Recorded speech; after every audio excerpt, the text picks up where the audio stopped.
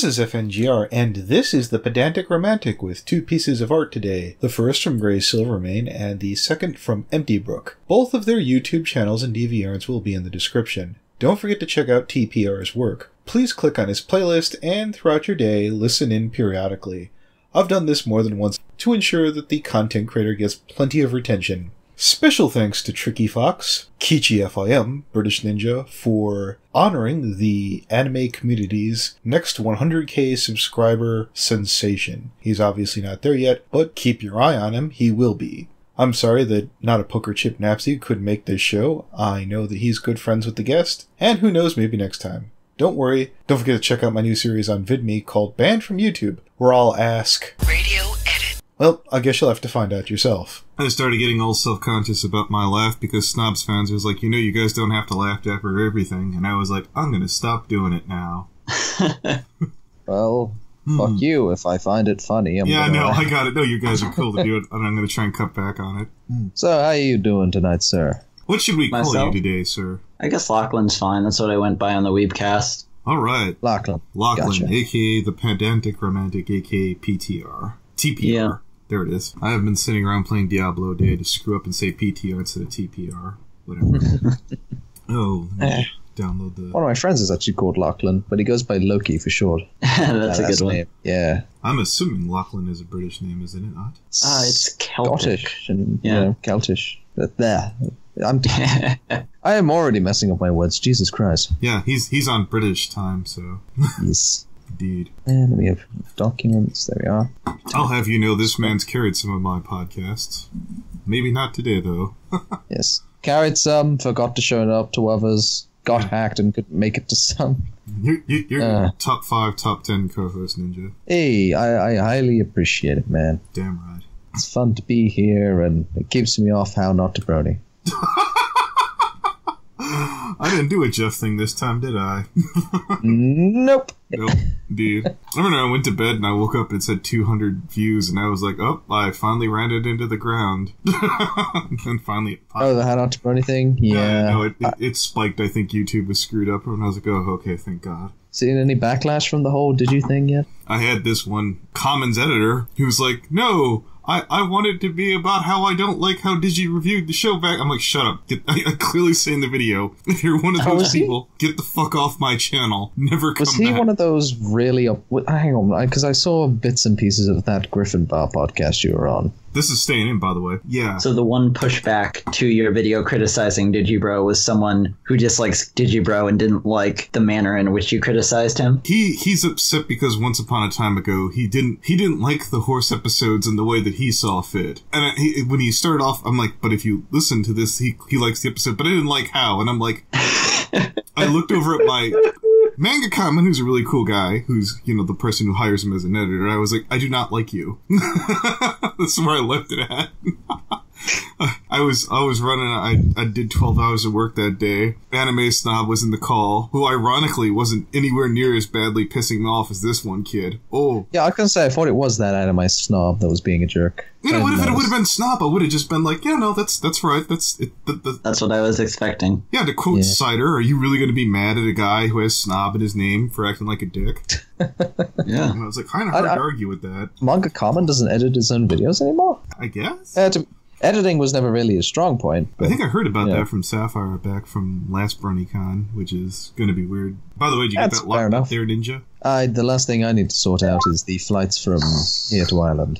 But yeah, aside from that, that's all done. Flights from Ireland to, BronyCon booked. We're just waiting on Keychi. This is the German Jack Splicer over here. Yes. What? Well, you had the leather gloves and the trench coat last time you did the live thing. This man, until YouTube fucked him, was the guy who got up freaking the Sword Art Online movie he beat GiGuck by a day, and then YouTube ripped it down on him. Oh, okay, yeah, I saw that video. Technically, I had the first English review of that movie on YouTube. And then YouTube fucked me. I like to believe in my head GiGuck looked over and said, nice try, rookie. He had it taken down, he couldn't have any competition. Okay, now it's been bugging me since the How Not to Brony. Do you pronounce it GiGuck on purpose? Me? Yes. Oh, little column A, little column B. was gonna say. That was hilarious. I did send it at him, and I was like, you really should. You should come on my show just to spite me. Oh yeah, come on my show where I call you GiGuck. Yes.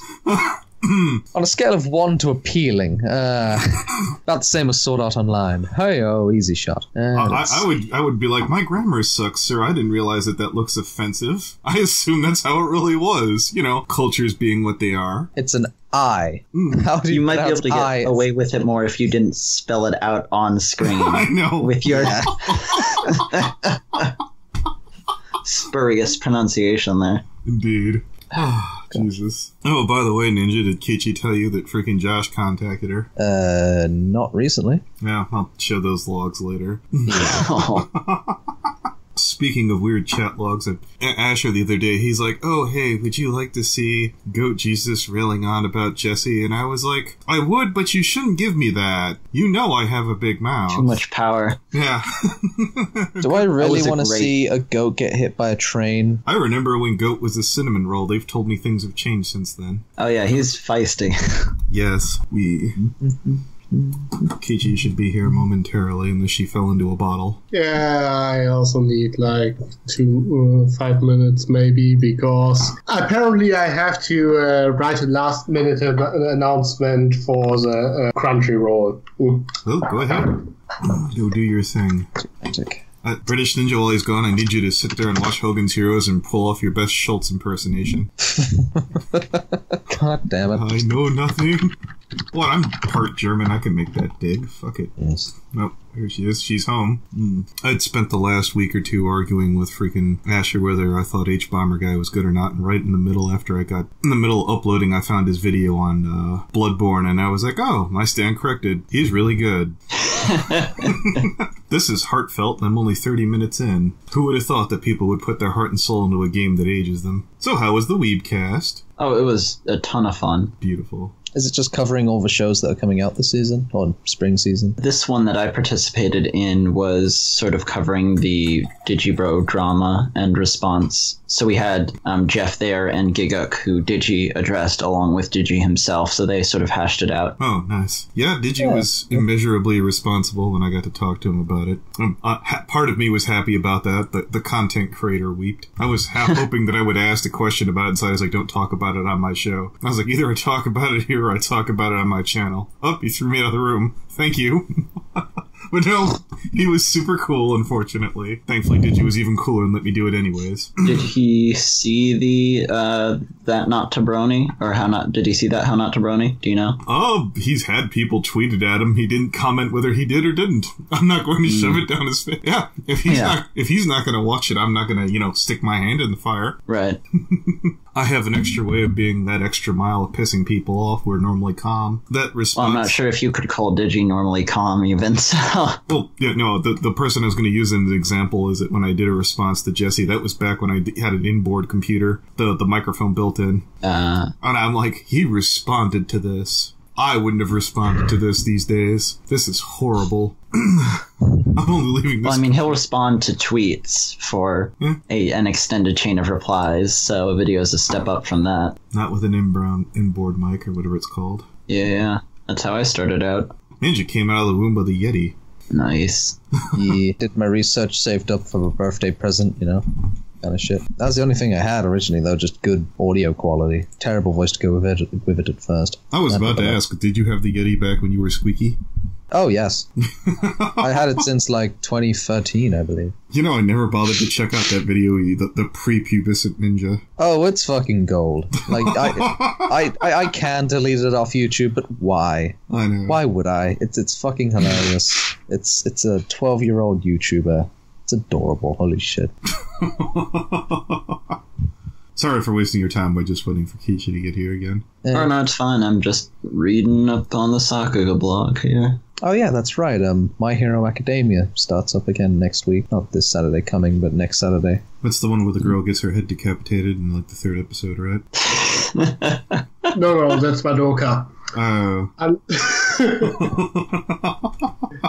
I'm just imagining he's, filthy casual. Once upon a time ago, sir. I used to go to the freaking goddamn like little anime get-togethers in comic shops back when anime was a son of a bitch to go find and watch, sir. I figured that one was a joke. I didn't suspect you as such pleb status. No. Common anime or modern anime, pleb status, completely and utterly. There's just too much of it. When I found back in the day, like I think like the 90s or so, there was a store that actually had like freaking 2 rows of anime. That was a godsend. Well, here, I'll throw this one out. What's your favorite retro anime? How are we defining retro here? Because some people would say 90s, but that feels wrong to me to call the 90s retro. Well, see, this is where I'd have to go through and go piece by piece and going, is Robotech 80s or 90s? Well, Robotech is a stitching together of 3 series, the most prominent of which would be Super Dimension Fortress Macross, which I think is 1982. Mm-hmm. I think Macross counts as retro. When you say the 3 series put together, you're referring to the American release, where it was 3 different series by season, right? Yeah. Okay. That's where it wasn't called a Robotech in Japan. It was those 3 different series with their own unique names. The way I always had it explained to me is that they're like, if it's got Rick Hunter in it, that's the real Robotech. Everything after that, not so much. Maybe Robotech itself had like fake Robotechs afterwards, in spite of itself being this Frankenstein's monster of sorts. Favorite anime. By the way, don't type during the podcast. We're not quite going yet. But yeah. I'm still making that announcement. Almost done. Well, we'll make it this. Favorite anime that's over 10 years old. Let's do that. Okay, probably Neon Genesis Evangelion. I have to get around to a rewatch. But, I mean, it's sort of a stereotypical answer, but I was a depressed 15-year-old watching the perfect show about depressed 14-year-olds, so it resonated pretty strongly. I know there are many things to like about Neon Genesis, but I goddamn love... I think it's one of the endings, and I can't remember if it's a spoof or a parody, but it's when Shinji, like, is just wondering where the hell he is as the credits roll. Yeah. That's the dub outtakes. Yeah, those are brilliant. Jesus Christ. Like, hello? You ran out of ink too, didn't you, you bastards? Oh, it's fucking glorious. Oh, there she is. Excellent, I can finally... Well, let me do the intro, then I'll share the picture. This is FNGR, welcoming you to Limbo Podcast, joined by the following co-hosts. Tricky Fox, who will stop typing this very moment. Howdy! British Ninja. Konnichiwa. Yes. I'm not going to follow up any jokes because I didn't prepare for it. Keychi FIM. Hello. And this week's King of Limbo, the Pedantic Romantic. Hey, indeed. Let's go show off that new pic that I wound up getting. Hopefully I could find. Ooh. Been waiting to see this. Yes, it's only... Yeah, I haven't actually seen this one yet. But it looks promising, and by the way, Keychi, you don't look like shit for a change. Oh, happy day! Let me explain. Every time, 9 times out of 10, most artists draw Keychi flat as a board. I don't know why. I haven't asked for it. Justice. Yeah. Let's see. 1 second. No ass, no chest, or in Gray's case, too much chest. Which one drew you like yet a donkey face? That was freaking badge guy. Yep, that was someone trying to get with Keychi. Like this'll get her to open up to me. This will woo her heart. No, wait, are you talking about the one with the real big smile and the Wilsonator? No, I'm talking about the one where you actually look like an ass, as in the. Okay, yeah, that's badge guy. All right, what do you think? Let's see what we got here. You got the main spot. It's based. Oh my goodness, that's a good one. That's cute. Fantastic. I even have like a little floofy guitar. Is that meant to be me? No, Yes. I'm the guy in the back. That's and the guy with the rose is obviously our guest. Oh yeah, Pedantic. Yeah. I didn't know if I was getting you or not by the time I booked the picture. I'm sorry, Ninja. No, that's all right. Everyone go to British Ninja's Dead channel where he doesn't put anything out anymore. Yes, guarantee. Go Look, to. you know what? Give me some time. I'll draw British Ninja as the guy with the eyebrows. Yes, you need to go on to Ben Saint at patreon.com. Donate. It's the best. Oh, Ben's a beautiful human being. This is so cute. I'm glad it made Yes. your day. Let's see. Yay. All right, so I guess I'll get things started. By all means. If you could remove one person or one thing from the anime community, what would that be? Oh god, only one person or thing. Top 3. Yes. So is this thing an abstract concept? Yeah, it could be a thing within the community or a trend that's happening that you don't agree with, or Is there a person you fucking hate? Wow, To be honest, I'm not particularly bothered with any sense of morality or ideals that I disagree with, so I'm really just trying to determine what would be most beneficial to me and my own channel. Because in the end, that's all that matters. So what's the greatest obstacle standing in my way? Got any rivals? I'm terrified of you now, sir. I will be addressing you as sir for the rest of the podcast. I won't. Okay. I'd have to do the research, but whatever specific aspect of the community that most impedes my own growth, that's what I'd get out of the way. That's Fair going to enough. be his next video. What impedes my most growth? In alphabetical order. In song. With okay then, with projects like Ghost in the Shell getting a cinematic release as well as Death Note getting a series for Netflix, what sort of issues are you concerned about with either of these projects, if at all? I mean, I'm not sure I'm particularly concerned because we all know they'll be shit, and I'm just not too bothered by the fact that they'll be crap. Oh, I was going to say, considering the Western budget, is there anything you might have been looking forward to, but never mind. What was your biggest letdown whenever they tried to basically make a live-action adaptation to an anime? There haven't been too many, and I've not been around long enough to be disappointed in that manner. I think I view it cynically enough that I'm never going to be disappointed. At most, I'd be expecting it to be entertaining for being bad. I know Michael Bay was floating the idea of directing an Evangelion adaptation, which would be horrific, but also somewhat of a novelty. And even being a massive Eva fan, I wouldn't be too upset by that. Well, there is Pacific Rim, which was quite inspired by mecha shows. So what do you think of that? Yeah, that was fun. What anime are you currently into? I'm much to my shame, it's mostly been seasonal shows. Not that there aren't good seasonal series, because there definitely are. I'm just not getting caught up on the vast backlog of great anime because this current stuff is more relevant. What are you currently watching? It doesn't have to be anything new. No, it's all new. That's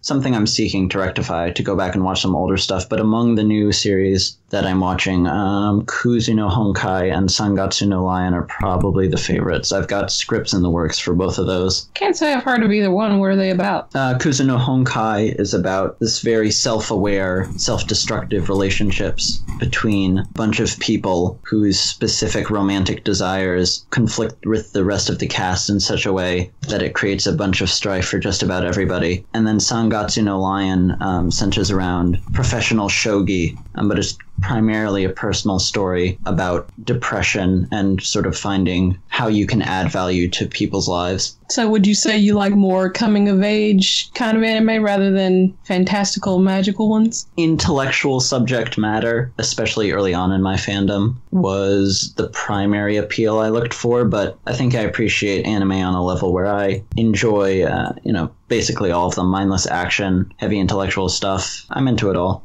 So what was the first anime you felt that would have, stimulated or challenged you as a fan? Serial Experiments Lain was my entry point into anime, which I know is a bit atypical. It's generally, a Naruto or a One Piece, Attack on Titan, what have you. But it's this art house cyberpunk, notoriously kind of confusing series that got me hooked. Yeah, I watched that show 2 years ago about it. It was pretty good. Quite a mindfuck, though. And I was very amused to find out that the same guy also wrote Digimon Tamers later. Yeah. Chiaki Konaka, I think, was the screenwriter. He's a crazy dude. He read some crazy stuff. Well, he's apparently working on the Cthulhu Mythos, so that's not really surprising. Yeah. Well, are there any other animes that affected you in a similar way? Well, it was a bunch of stuff sort of in the vein of Serial Experiments Lain, because when you start off, when something sort of opens your eyes to a fandom, you ask, so give me the stuff that's similar to this. And so I just sort of dove down a rabbit hole of more intellectually leaning sort of art house anime. So Hibernate Renmei, which had a bunch of the same staff, Ghost in the Shell, Akira, Angel's Egg. Do you remember Paranoia Agent? Oh yeah, brilliant. Your big break was the Digi video, and I like it conceptually because I've always liked the concept of anime fans and looking at anime critics, and of which a lot of anime critics inspired my own taste as well as critical ability. So as a fan of anime critics, I love the breaking down how Digibro basically set the mark for Sword Art Online reviews. So I'd like to ask, like, what kind of anime critics inspired your sort of creative and critical ability, or did that come naturally through the anime? No, it was definitely the critics, I'd say. I've, for a while now, been more interested in consuming critical and analytical content than the media it's analyzing itself, probably. So I got into YouTube anime with some of the bigger guys, Glass Reflections, Demo, and then a few smaller ones as well. Brent Newhall, who's a great old school anime YouTuber. And it just sort of grew to a point where I was following everyone. And Digi is certainly the one I follow the most closely now, if for his prolific, content output more so than anything else. But I do tend to agree with him as well, so that helps. I think you really hit home a good point about how Digi structures his argument, because there are critics online who do tend to have a formulaic structure to their reviews, like they'll cover the story and then the animation and then any meanings that it has and maybe the OP.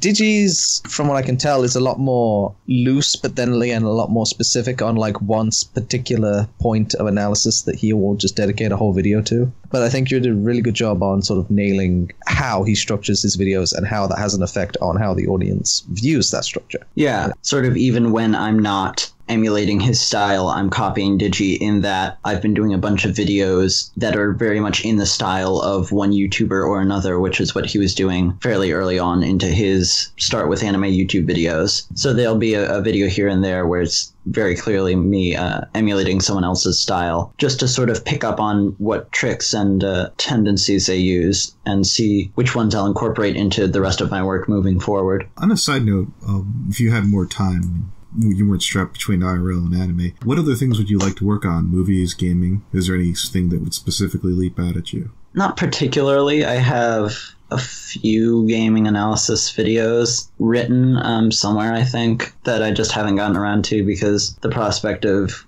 gathering game footage for all that versus the relatively low return on those isn't something that I'm too interested in. But I don't really think I'm strapped for time at this point. It's more my work ethic than anything that'd be limiting what I can do. Would you mind giving us an example on like one of those scripts? The one that I sort of started producing and then just didn't get around to finishing was a thematic comparison between Dark Souls and Bloodborne, I think. Yeah, there's plenty of stuff there. That's good. What sabotages you, or what's your biggest distraction to being productive? I think it's more so a general inclination towards procrastination that leads me to seek out specific distractions to fill that void, more so than something that's so gripping that it takes my attention away. I've sort of cut out a lot of things that I do for fun almost, so I have nothing to fall back upon. So there's a select. I'll go browse, see if I got a new comment, or look at Twitter or my YouTube subscription feed. But I don't do anything anymore. So I always have. I could go write a script, or I could finish editing a video, any number of tasks. And so I just end up getting stuff done in an act of putting off some other thing that I could be doing. And so I've structured it in such a way that my procrastination always leads me into doing something productive. I wish I had that ability, that's for sure. So basically you control yourself with procrastination. You managed to reach a Zen-like modus. I want to be able to pull that lie off in a freaking job interview. I'm not sure if it's totally optimal because like I got some neat games I'd like to play for Christmas that I just haven't gotten around to because I don't play video games anymore. I used to make fun of friends who did that, and then the day came where I winded up putting them on a shelf, and thankfully when the next gen system just came out and said, I'm not even playing the last gen games. That's basically my Steam library. I have 100 games and I don't really play them. Nice. Oh no, it's the worst feeling when you do finally get time to play a game and then you look at your Steam library and you go, I've got nothing to play. And if you've got 100 games, but you just feel like, oh, I don't really fancy that, or I don't want to do that right now, or, oh, it's the worst feeling imaginable. I'm just going to put my Switch away now. Let's ask a fun one. Let me do this. So, since Keychi mentions the Switch, have you licked a Switch cartridge? No, although I'm definitely interested in getting a Switch. Breath of the Wild looks fantastic, and I haven't played Dark Souls 3. It's rumored that Dark Souls 3 may be getting a Switch port, so I'd be able to play that on there as well. Yeah, that could work quite easily. Breath of the Wild is so fun. Oh my gosh. I saw a lot of rumors going around that Undertale was going to be ported to Switch. Ah, that'd be cool. Oh, that would be cool, yeah. What's the, if you don't mind asking, what's the most trouble you've ever been in that you can legally talk about? Yeah, there's nothing too exciting, I don't think. Nothing involving law enforcement. It doesn't have to involve law enforcement. No, again, Yeah. you're good not to answer this, but there's all kinds of ways of answering this. You got behind on a project. YouTube did something and gave you a third party. You broke your mother's vase. Yes. I'd say maybe the most detrimental or dangerous situation was I got a toe injury in gym class. I was playing like a kind of kickball inside and someone crushed my toe. Ouch. That's horrible. But the thing is that just the way I am, I like to push problems to the side and sort of hope they resolve themselves and not seek out help. Your toe almost fell off, didn't it? Not quite, but it went for a few months. Jesus. Just sort of getting progressively worse. Did And the then discoloration not clue you in? it got stepped on lightly in my house, but I sort of freaked out because, of course, it was tender and injured. And that reaction prompted my father to, ask what's wrong, and we went and got that addressed. But it didn't fully heal. After that, it sort of popped up again as an issue, and so I went a year and a half with it sort of actively oozing blood and pus on a daily basis. Lovely. I sensed And it coming, and I did ask, so this is all my fault. I just pushed it aside, tried to ignore it, and eventually did come out publicly with the fact that this was still an unresolved issue. And so I just recently had the very ingrown and inflamed toe dealt with. Had to get the nail removed entirely. It's been pickled, and it's now off on its own magical adventures sitting on the shelf. It's still healing. We'll see how it goes. It's making steady progress. Don't know if there'll be any permanent structural disfigurement there. In my ultimate dream, I am picturing someone telling Keychi that on her first date. Yeah, I may not be the best prospective match for any foot fetishists in the audience. What's your biggest anime-related cost? What's the most thing you've dumped money onto as an otaku? Not really much of anything at this point, because I've never had much in the way of spending money, and I'm sort of predisposed to being more frugal and saving money. Have you never spent any money? I've bought the occasional DVD collection on sale for maybe $15, $20. Conventions count if you go to those. But no, I haven't been to a con yet. Ooh. Waiting for them to invite me as a panelist so I can get in for free. You and two pretty good. I know Digibro. Yeah. Well, I tricked the system by working for Crunchyroll. I get to... you get all sorts of swag. Yeah. Well, it's not that great, but hey, at least I get some free review copies, and... you gotta get me hooked up with a Crunchyroll link. Probably not. You can be the 17th person in the world. Talk to Miles for me. It's Crunchyroll Germany, so that's basically the ass of Crunchyroll, you know? Nice. What's the best looking terrible anime that you've seen? Best looking terrible anime. Yes, you're damn, if only this had a plot or anything else. Probably, if we're talking one that I resent for being so stunning but so substanceless, would be Zankyo no Terror, which was the recent Shinichiro Watanabe series. Actually, that's on my watch list for forever because it looked interesting. As I take it, it's not. The production is stunning. The soundtrack by Yoko Kanno. She flew out to Iceland to Sigur Ros's studio to record it. It's brilliant. It's one of maybe the best Kanno soundtracks in existence. Conceptually, like the characters are captivating, and it just goes nowhere and feels ultimately meaningless and really deflating, because it could be conveying so much, but there's no substance there for all of that production to convey, so it feels wasted. All that production value gone to waste. Mm-hmm. Well, here's a good follow-up. Conversely, what's the most bare-bones basic anime, zero thrills, that you found most enjoyable? Kind of like a dirty pleasure anime. Guilty pleasure. Something that Guilty you're like, this pleasure. probably didn't cost all that much. Here, for example, I don't know, like Shin-Chan or something like that. Dude, have you ever seen Inferno Cop? It's amazing. Yeah, that's. I mean, certainly if we're talking about bang for your buck there, because the production is remarkable.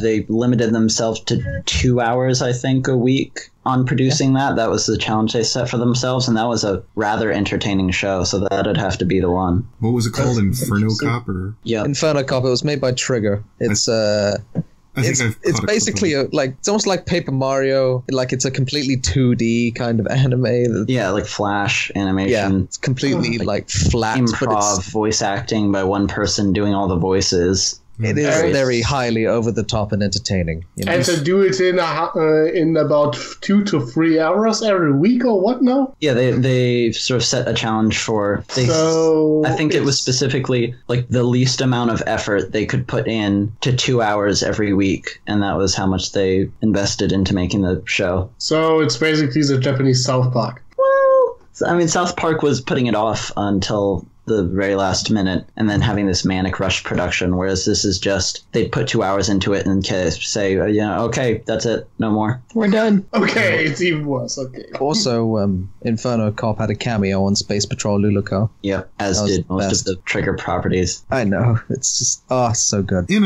How to Make Anime Great, you talked about contrasting new versus old, or rather you mentioned it from within an anime, tradition versus pandering to the lowest common denominator. Can you think of anyone in the anime community, or, doesn't necessarily have to be anime, maybe a studio or a writer that might polarize with those kind of themes, titles, if you will? What do you mean by polarize? Somebody, either a writer or a company or a YouTube channel if you felt like it. Who just represents that. Who would represent traditional anime versus who would, going with the new, in with the new, out with the old, so to speak. Well, I think if we're talking to sort of new school pandering to the lowest common denominator, you'd get the big mainstream anime YouTube channels, your Misty Chronexias, and then probably even more prominently the Anime Man, Akidearist. I think there's a guy called Lost Pause, who just do sort of general YouTube vlog comedy style content where you're invested in the personality. It's themed around anime, but it's, very, very standard YouTube fare. And it appeals to a broad audience. I'm not a fan of it, but it does its job. No, I understand and I agree. Yeah. You wanted to say something, Tricky? Is there any show that you wish would get a second season, or is there a manga that you wish that would be adapted?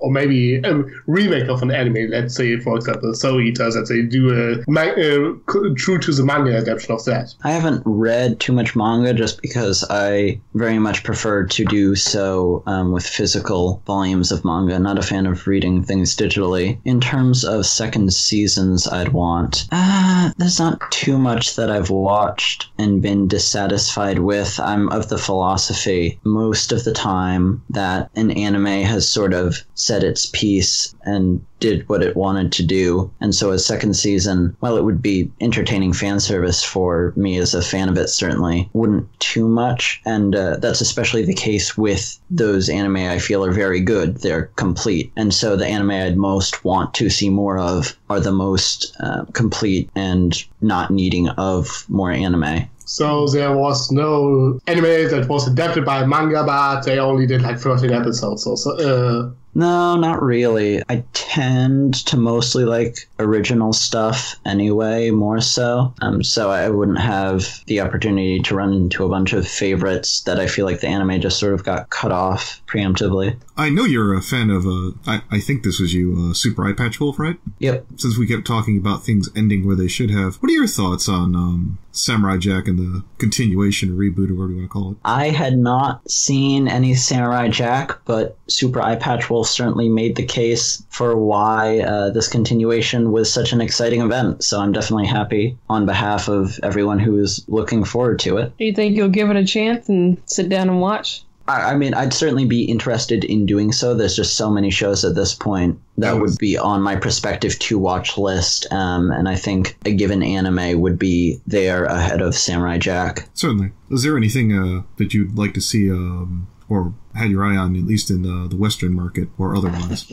Well, I watched through Steven Universe to get caught up on that a little while ago, and I've been following it because that series is fantastic. I like Steven Universe too. Yeah. Oh yeah, it's a good show. Yeah, I suppose I'd like to ask what you're looking forward to in the spring season coming up. Let's open up the old Annie chart and find out, shall we? My Hero Academia, Attack on Titan. Let the man answer. Oh, no, I was just saying what's coming up. Okay. Yeah, I enjoyed Boku no Hero Academia the first season, so I'm sure I'll enjoy the second. It's supposed to be adapting a tournament arc, and I know the PV showed off some Yutaka Nakamura animation, so that'll be a blast, I'm sure. I'm not so much excited for the second season of Attack on Titan as I am for the content I have planned for that second season. Ooh. I've got some cool stuff there. I didn't even go on. Can we get the teaser for that? I've got a teaser of sorts in editing, so that'll be out in a little while. You mentioned the ability of characters getting invested in things like page strength of all things. The characters being able to convey importance on what some might consider trivial versus seeing characters fighting for their life and maybe you not caring less. What's been the biggest high-stakes anime where you were bored to tears? I mean, Attack on Titan is certainly one of the poster childs of anime with very high stakes and lots of tension and drama. But it's a rather dull series in spite of all that, because most of the cast is pretty wooden. And so... Thank God I'm not the only one. Jesus. Everyone seems to like Attack on Titan, and I just kind of watched a few episodes. I thought, really? Is this... It's I pretty didn't care reliant. much for it. It's pretty reliant upon that tension to carry it. But if you aren't invested in the cast, then that tension is not there, and so it's not too interesting. I mean, it's got a kick-ass opening. Well, I like the show, but I can see why people would dislike it. Yeah. Now, when you talked about low potential shows that could wind up being a great anime, what's been some of the more terrible ones where there was the plot where the stakes weren't necessarily high? They had a chance to focus in on something, I guess, more confined, but it still ended up being boring in spite of all that. So an anime that didn't have a particularly interesting or something you're premise like, with that much potential, and then sort of fulfilled those expectations of being rather uninteresting. The best example, I don't know the name of it, the Burning Donut told me that there was an anime about, I guess, shopping for bento boxes, and I was like, that sounds kind of funny. He's like, no, it's really not. I'm not sure. I haven't actually seen a ton of anime comparatively, and just sort of the way I got into the medium. Specifically, I haven't seen too many bad anime, so I'm not sure if I'd have an example of that on hand. Most of the relatively poor stuff I've seen has been popular, prominent series that I watch just for the relevance. Your Tokyo Ghouls, Aldnoah Zeros, what have you. And so all of those Zero. have some... I watched the first 5 episodes of that. I liked the first 2. I liked even the first, but after that it went so downhill. So those don't really have mundane premises. I wouldn't really watch a series, start watching one with a mundane premise if I didn't know it was one of those series that manages to be really interesting and valuable in spite of that. Are there any... Go ahead. One of you. Are there any anime that... Wait... Well, I haven't said any in a while. Go! Are there any... I'm trying, fucker! Are there any anime that you watched, I guess, in your early stages of watching anime that don't really hold up? Like, you enjoyed it back then, and then you go back and be like, oh, this was a terrible anime.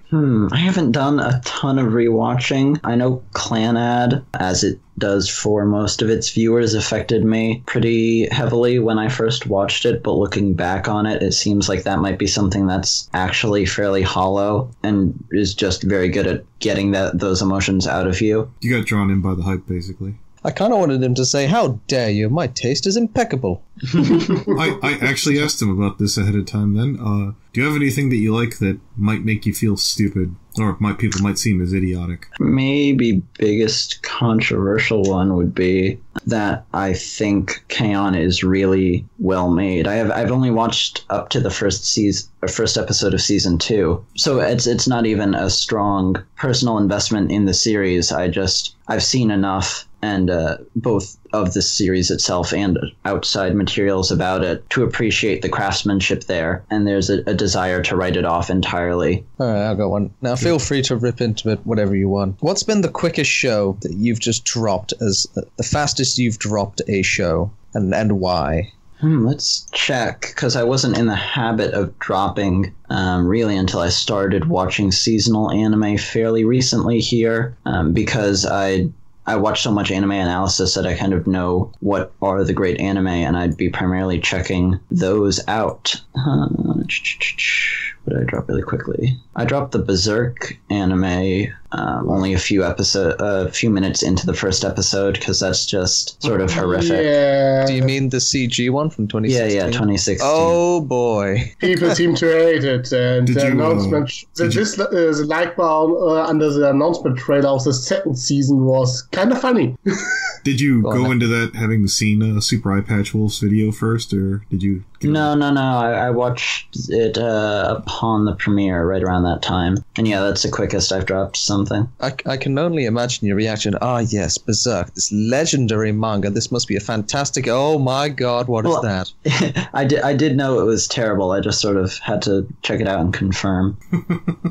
It's like one of those. It's like one of those Tommy Wiseau moments where you know you're in for a shit show, but you just kind of got the popcorn ready, you know. All right, here's your chance to put someone over. Feel free not to do it. If you could steal one person's talent, what would it be, and who would it be, and why? Steal someone's talent. Yes. Well, I mean, I'm not nearly the best of them, and I'm still developing. But writing is something I'm fairly comfortable with, whereas I hate editing. So I'd just like to take the best editor. If I had this opportunity, I'd have to go through them carefully before selecting who exactly. But I'd want their editing talent so that I could do editing, which I despise right now. You have an editor, don't you, right now? Yes, I do, thankfully. I mean, he works still, and he's not on a paid basis. I'd like it to be a Devu situation eventually. So as it stands, he handles sort of the bigger, more important projects, and I'm editing a bunch of videos in between those. Good, Keychi. How do you feel about the new season of Fully Cooley that they're supposed to be coming out with? Along with that general philosophy of mine, I don't expect it to be good. I haven't seen much of anything to suggest it'll be horrible yet. But even being a massive Fully Cooley fan myself, at worst I feel as if it will be mildly interesting, and I don't sort of buy into the sentimentality of a property being able to be ruined. So I'll enjoy it in some capacity, I'm sure, and I don't resent the fact that it exists. Okay, while we're about that, what do you think of Dragon Ball Super? Should have asked what he thought about Dragon Ball in general. Yeah, not much, because I haven't consumed any Dragon Ball. I saw heresy. Damn it, Tricky. I'm just kidding. I saw some of the shaky production early on in Dragon Ball Super, but there have been some cool cuts more recently, so it looks like it's improving. Yeah, the animation was weak in the beginning. Super Saiyan Potato. Yeah, it's gotten better as they've gone ahead. Same thing happened with Sailor Moon Crystal, something about Toei and their sort of reboots here that get far stronger in terms of production over time. I wanted to go back to when you made a remark about when you said about anime getting people to care about the characters. Have you ever felt like a strong connection to a character? Were there any ones that you lost, and why? I think it's been a relative select few characters that I felt any real meaningful connection to. And going through them in my head, there's none that I'd say that's really faded away. I mean, I'm not in a headspace necessarily to be as resonant with Shinji today as I was when I first watched Evangelion. But I still relate him to who I was back then. So I don't feel as if there's a distance there or a loss of that connection. Oh, I didn't necessarily mean on you. I meant because of the show. Something happened in the season. Or... so not over time after having consumed the series, but over the course of the series. Yeah, you're like, oh, you were so good. They ruined it.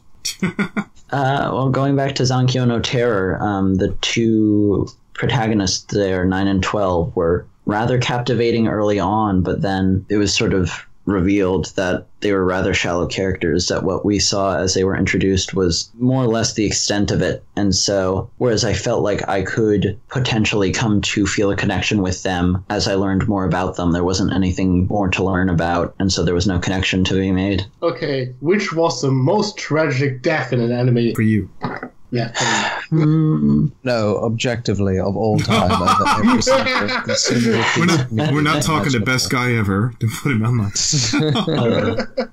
Love you, Nate. If we're talking emotionally tragic, it'd have to be a tearjerker, so it would either be Clanad or Grave of the Fireflies, and I respect that latter one a good deal more at this point, so I'd say Grave of the Fireflies. There's certainly a real thematic element to that tragedy as well that elevates it. You're aware of the Procrastinators podcast, right? Of course. Indeed I am.